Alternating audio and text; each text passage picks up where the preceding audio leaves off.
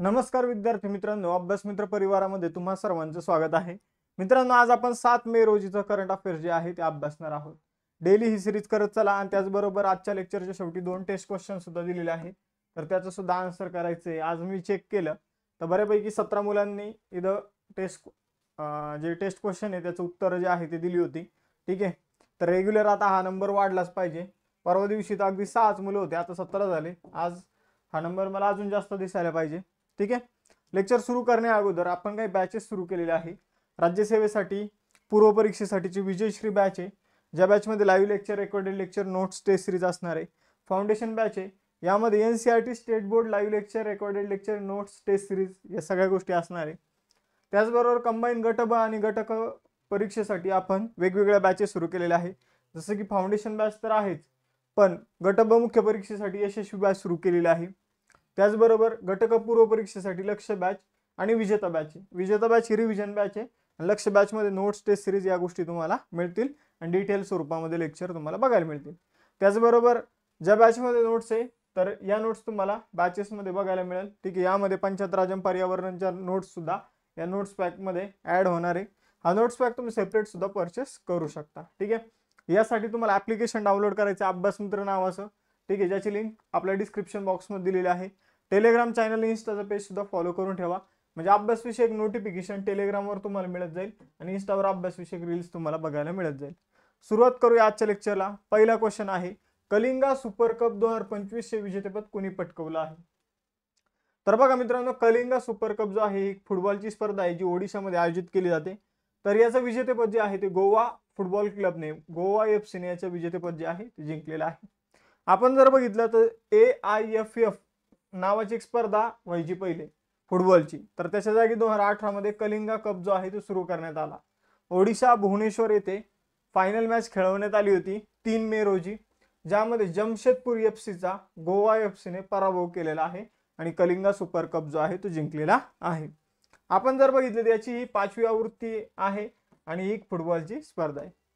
यानंतर पुढे जाऊया. आता स्पोर्ट्सशी संबंधित जे काही स्पर्धा आहे त्यांचा अभ्यास करूया.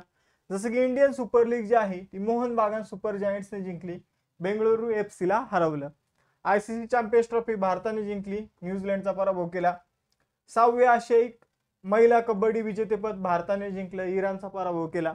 जागतिक ज्युनियर बुद्धिबळ चॅम्पियनशिप प्रणव व्यंकटेशने जिंकली, मॅटिक लेब्रेन्स्की याचा पराभव केला. रणजी ट्रॉफी जी आहे ती विदर्भाने जिंकलेली आहे. साऊथ एशियन बास्केटबॉल असोसिएशनची जी काही महिलांची चॅम्पियनशिप आहे तिसरी, ती भारताने जिंकलेली आहे. विजय हजारे ट्रॉफी कर्नाटकने जिंकली. बघा, रणजी ट्रॉफी विदर्भाने आणि विजय हजारे ट्रॉफी कर्नाटकने जिंकलेली आहे.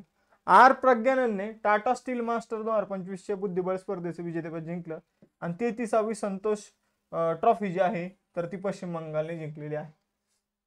यानंतर पुढे जाऊया. मे 2025 मध्ये सिंगापूरचे नवीन पंतप्रधान कोण बनले आहे? सिंगापूरचे नवीन पंतप्रधान बनलेले आहे लॉरेन्स ओंग. आपण जर बघितलं तर लॉरेन्स ओंगच्या पीपल्स ऍक्शन पार्टी या पक्षाने 97 पैकी 87 जागा जिंकून सिंगापूरमध्ये आपली सत्ता प्रस्थापित केलेली आहे. लॉरेन्स ओंग आता सिंगापूरचे पंतप्रधान बनले. तिथले राष्ट्रपती कोण आहे तर थर्मन षण्मुगरत्नम हे तिथले कोण आहे? राष्ट्रपती आहे. सिंगापूरची राजधानी आहे सिंगापूर सिटी, चलन आहे सिंगापूर डॉलर. त्यानंतर आशिया खंडात येतो सिंगापूर. ठीक आहे, आणि जुने नाव आहे सिंगापूरचे टेमासिक. यानंतर पुढे जाऊया. तिसरा क्वेश्चन, पंतप्रधान नरेंद्र मोदी यांनी DRDOच्या नवीन नवदुर्गा मिसाईल टेस्ट रेंजची पायाभरणी कुठे केली आहे? तर डिफेन्स रिसर्च अँड डेव्हलपमेंट ऑर्गनायझेशनने एक नवदुर्गा मिसाईल जी आहे ती बनवलेलं आहे आणि ते टेस्ट करण्यासाठी एक टेस्ट रेंज म्हणजे एक विशिष्ट ठिकाणी एक टेस्ट रेंज जी आहे ती डेव्हलप केली जात आहे. म्हणजे मिसाईल तिथून मारलं जाईल आणि समोर जाऊन ते एका भिंतीला किंवा भिंतीसारख्या स्ट्रक्चरला किंवा डोंगराला, टेकडीला ते धडकणार. ठीक आहे, तर अशी जी काही टेस्ट रेंज आहे ती अलीकडे नाग यालंका आंध्र प्रदेशमध्ये ही टेस्ट रेंज जी आहे ती विकसित करण्यात येत आहे. आपण जर बघितलं मित्रांनो, आता याची पायाभरणी करण्यात आलेली आहे. इथून पुढे 1-2 वर्षामध्ये ही विकसित करण्यात येईल. या प्रकल्पासाठी सुमारे 1460 कोटी रुपये खर्च सुद्धा येणार आहे. ठीक आहे, तर जे काही नवीन मिसाईल वगैरे क्षेपणास्त्र येतील यासाठी ही नवदुर्गा क्षेपणास्त्र चाचणी रेंज जी आहे तर ती कामी येणार आहे.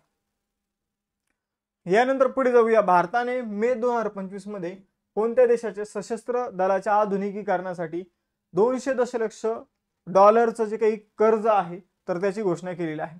तर बघा मित्रांनो, आपण अंगोला देशाचे राष्ट्रपती जे आहे, राष्ट्राध्यक्ष जे आहे, ते आपल्या देशाच्या दौऱ्यावर आहे आणि आपण त्यांना संरक्षणावर खर्च करण्यासाठी 200 दशलक्ष डॉलर देण्याचं मंजूर केलेलं आहे. तर अंगोला आणि भारताच्या जे काही द्विपक्षीय संबंध आहे त्याला 40 वर्ष कंप्लीट झालेले आहे, म्हणून हे आपल्या दौऱ्यावर आलेले आहे. अंगोलाचा राष्ट्राध्यक्ष तब्बल 34 वर्षानंतर आपल्या देशाला त्याने भेट दिलेली आहे, त्यामुळे महत्वाची बाब आहे, लक्षात ठेवायची.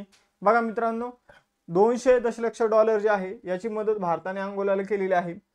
मग या पैशाचा वापर करून अंगोला स्वतःचं जे सैन्य आहे तर त्याचं आधुनिकीकरण करेल. ठीक आहे, सैन्याची क्षमता, काही क्षेपणास्त्र, काही जे अस्त्र आहे ते विकत घेईल. ठीक आहे, आणि भारत आणि अंगोलाचे या गोष्टीमुळे जे काही डिफेन्स टाईज जे आहे तर ते सुधारण्यामध्ये मदत होणार आहे. अंगोलाचे राष्ट्राध्यक्ष कोण आहेत? जोआओ मॅन्युअल, हे नाव तुम्हाला लक्षात ठेवायचे. यानंतर बघा, मोस्ट इम्पॉर्टंट क्वेश्चन, जहाज बांधणी, जहाज दुरुस्ती आणि जहाजांचा पुनर्वापरासाठी स्वतंत्र धोरण लागू करणारं भारतातील पहिलं राज्य कोणतं बनलं आहे? तर बघा मित्रांनो, महाराष्ट्र हे जहाज बांधणी करण्यासाठी, जहाज दुरुस्ती करण्यासाठी आणि जहाजाचा पुनर्वापर करण्यासाठी महाराष्ट्राने एक धोरण जे आहे ते आता लागू करण्याचा निर्णय घेतलेला आहे. 2030 पर्यंत महाराष्ट्राला जहाज बांधणीचे प्रमुख केंद्र म्हणून विकसित करण्यासाठी हा निर्णय घेण्यात आलेला आहे.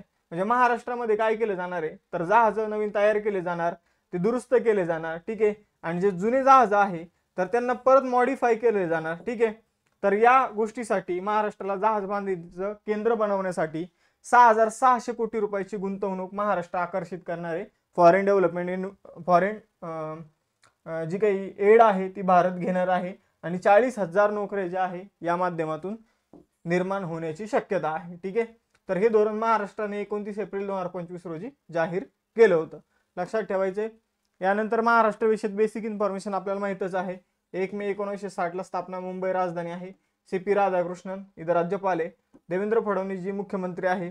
एकनाथ शिंदे आणि अजित पवार जे आहे ते उपमुख्यमंत्री आहे. लोकसभेच्या महाराष्ट्राच्या 48 जागा आहे, तर राज्यसभेचे 19 आणि विधानसभेच्या 288 जागा आहे. ठीक आहे, यानंतर पुढे जाऊया.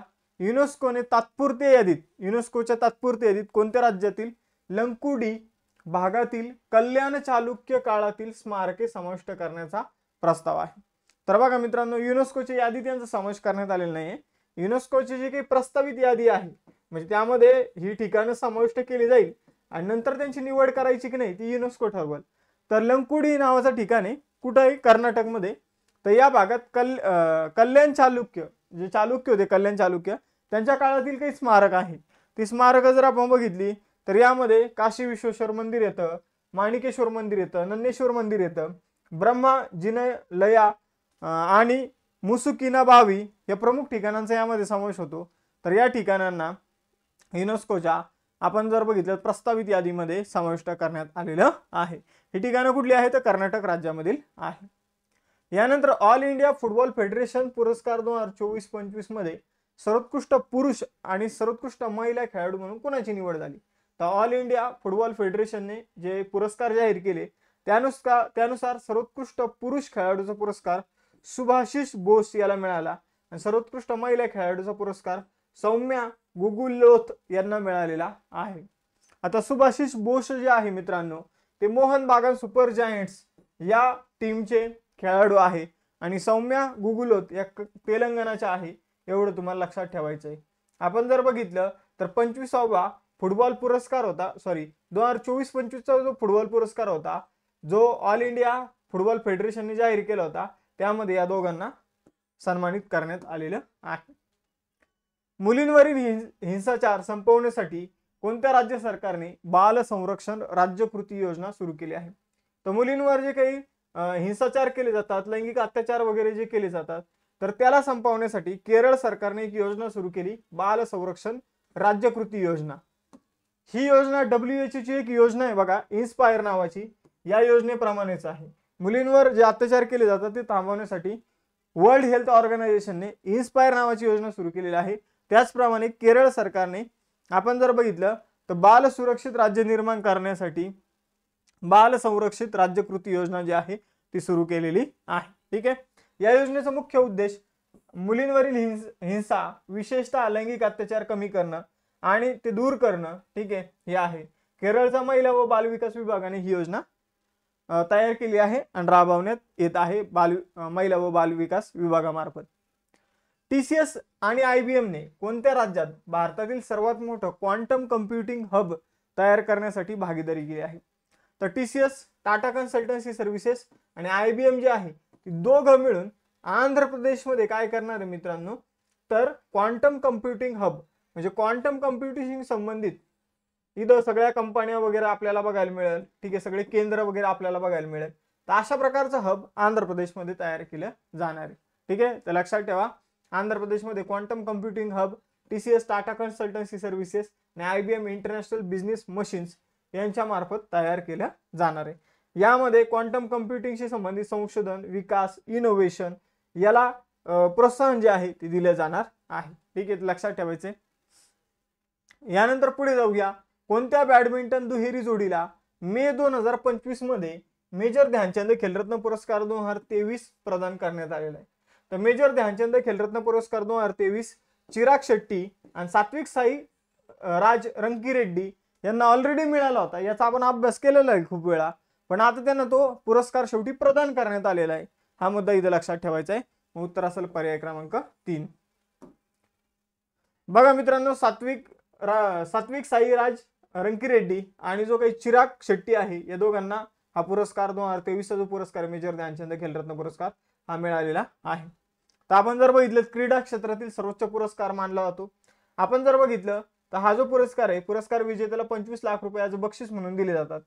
1991-92 मध्ये राजीव गांधी खेलरत्न पुरस्कार म्हणून सुरू करण्यात आला होता, ज्याचं नाव 2021 मध्ये बदलून मेजर ध्यानचंद खेलरत्न पुरस्कार करण्यात आलेलं आहे. यानंतर 11वा क्वेश्चन, मे 2025 मध्ये एशियन डेव्हलपमेंट बँकेची 58वी वार्षिक बैठक कुठे आयोजित करण्यात आली? तर बघा, एशियन डेव्हलपमेंट बँक आहे पण नावात एशिया आहे, पण ही बैठक जी आहे ती मिलान इटली या ठिकाणी झालेली आहे, हे लक्षात ठेवा. तर आपण जर बघितलं तर एशियन डेव्हलपमेंट बँकेच्या बोर्ड ऑफ गव्हर्नरची 58वी बैठक जी आहे तर ती 4 ते 7 मे या दरम्यान आता हिचं आयोजन सुरू आहे सध्या मिलान इटलीमध्ये. ठीक आहे, तर भारताचं नेतृत्व या बैठकीमध्ये निर्मला सीतारामनजी यांनी केलेलं आहे. ठीक आहे, आशिया पॅसिफिक क्षेत्रामध्ये आर्थिक वाढ, गुंतवणूक आणि आर्थिक स्थिरता आणि प्रादेशिक सहकार्याला चालना देणे हा या बैठकीचा मुख्य उद्देश आहे. 12वा क्वेश्चन आहे, Indian Institute of Corporate affairs चे महासंचालक आणि मुख्य कार्यकारी अधिकारी म्हणून कोणाची नियुक्ती करण्यात आलेली आहे?